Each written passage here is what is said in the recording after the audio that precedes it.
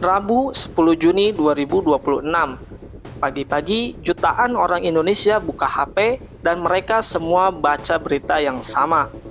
Pertamax naik dari 12.300 jadi 16.250 per liter, naik hampir Rp4.000 dalam semalam tanpa peringatan. Reaksinya bisa ditebak, di media sosial langsung ramai, ada yang marah, ada yang pasrah, ada yang langsung bilang, ya sudah, pindah ke Pertalite aja. Tapi di antara semua komentar itu, hampir tidak ada bertanya hal yang paling mendasar. Angka 16.250 itu dari mana datangnya? Siapa yang menghitung? Pakai rumus apa? Dan kenapa harus tanggal 10 Juni? Bukan bulan Maret waktu harga minyak dunia lagi liar-liarnya.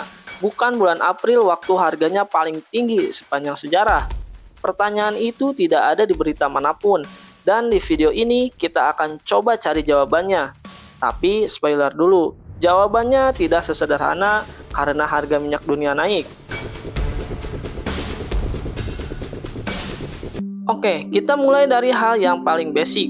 Kenapa harga BBM bisa naik?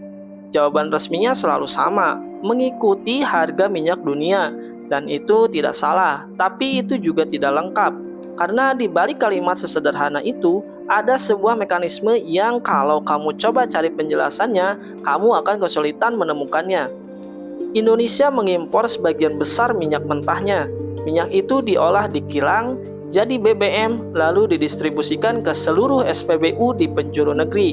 Semua proses itu punya biaya, dan biayanya berubah setiap hari, mengikuti harga di pasar global.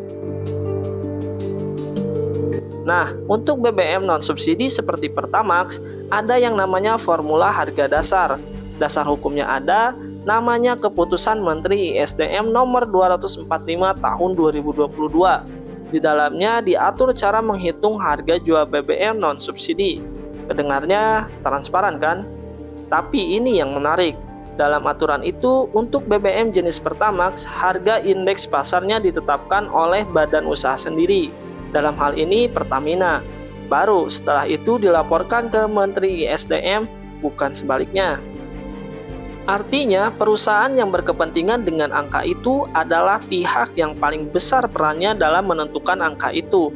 Lalu, di mana transparansinya untuk publik? Sampai hari ini tidak ada satupun dokumen resmi yang menjelaskan secara rinci komponen apa saja yang masuk dalam perhitungan itu. Berapa margin Pertamina, berapa biaya distribusi yang dihitung, berapa asumsi kurs yang dipakai, tidak ada yang tahu persis. Dan yang paling mengejutkan, DPR pun tidak tahu. Setelah Pertamax naik 10 Juni, Komisi 12 DPR menyatakan akan memanggil Kementerian ISDM dan Pertamina untuk meminta penjelasan cara perhitungan kenaikan harga itu. Wakil rakyat yang seharusnya mengawasi kebijakan energi baru akan menanyakan rumusnya setelah harganya sudah naik. Ya sudahlah ya. Oke, mungkin kamu berpikir begini, ya sudah, formulanya teknis, yang penting ada yang bertanggung jawab kan? Pertanyaan yang bagus, mari kita cari siapa itu. Ketika Pertamax naik, Pertamina memberikan pernyataan resmi.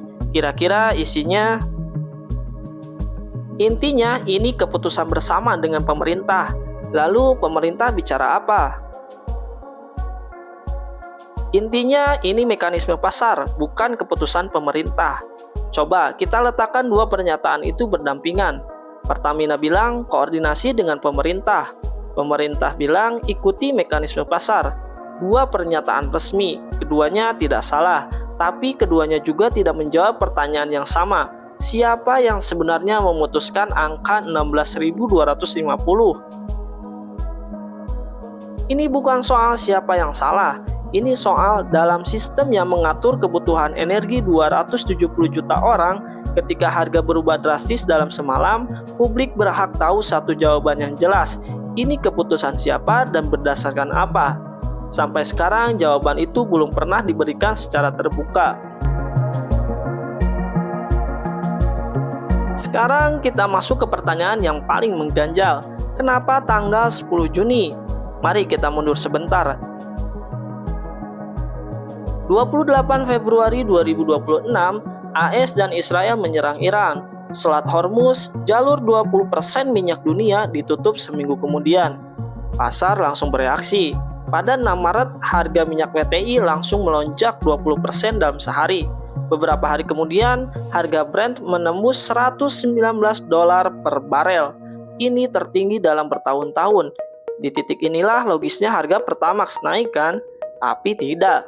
April, harga Brent bahkan menembus $126 per barel, tertinggi sepanjang konflik. Pertamina sendiri mengaku sudah menahan harga Pertamax. Sementara harga pasar internasional RON 92 sudah di kisaran 20.000 sampai 21.000 per liter, tapi Pertamax masih di 12.300. Memasuki Mei, sesuatu berubah. Sinyal diplomasi mulai muncul. AS dan Iran membuka jalur negosiasi. Harga Brent mulai turun dari puncak $126 melorot ke kisaran 96 sampai $98 akhir Mei. Lalu 10 Juni Pertamax naik. Coba perhatikan polanya. Harga minyak dunia naik drastis, Pertamax tidak naik. Harga minyak dunia mulai turun dari puncaknya, Pertamax baru naik. Pertamina menjelaskan bahwa mereka memang sengaja menahan demi menjaga daya beli masyarakat. Dan itu mungkin benar. Tapi pertanyaannya bukan itu.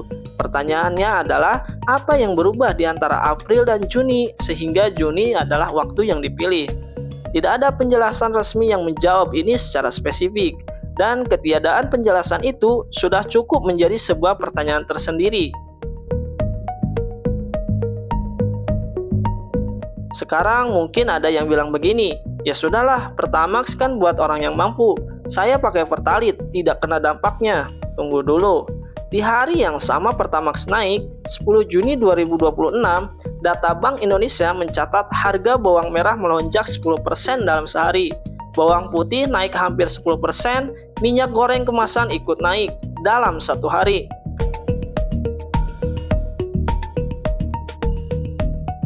Padahal Pertamax bukan bahan bakar truk sembako. Secara teknis, logistik pangan Indonesia lebih banyak pakai solar. Pemerintah pun sudah bilang, dampak kenaikan Pertamax terhadap inflasi akan minimal. Lalu kenapa harga bawang bisa naik 10% di hari yang sama? Bukan Pertamax yang langsung masuk ke harga cabai. Yang bergerak adalah persepsi. Pasar mendengar dua kata, BBM naik. Dan itu sudah cukup untuk membuat pedagang menyesuaikan harga. Pembeli sedikit panik, borong lebih banyak, harga ikut naik. Sebuah ekonom menyebutnya ekspektasi harga yang membuka ruang penyesuaian. Dalam bahasa yang lebih sederhana, narasinya yang bekerja, bukan bensinnya. Dan inilah ironi terbesar dari cerita ini. Yang paling terdampak bukan pengguna Pertamax. Yang paling terdampak adalah orang yang tidak pernah menyentuh Pertamax sama sekali. Yang naik motor tua, yang belanja di pasar tradisional, yang beli bawang Rp2.000. Mereka tidak pakai Pertamax, tapi mereka ikut membayar konsekuensinya lewat harga bawang, lewat ongkos ojek yang naik diam-diam, lewat mie goreng yang porsinya mengecil tapi harganya tidak turun. Jadi kita sudah melewati 4 lapis cerita di balik kenaikan Pertamax ini. Formulanya ada, tapi isinya tidak pernah dibuka secara rinci ke publik. Bahkan DPR pun baru mau menanyakannya setelah harga sudah naik.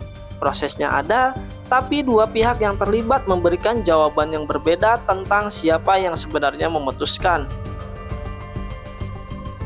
Timingnya ada alasannya, tapi tidak ada satupun penjelasan resmi yang menjawab kenapa Juni, bukan Maret, bukan April.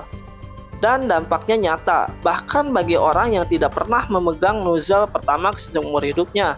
Pertamax adalah BBM non-subsidi, pemerintah tidak wajib menahannya.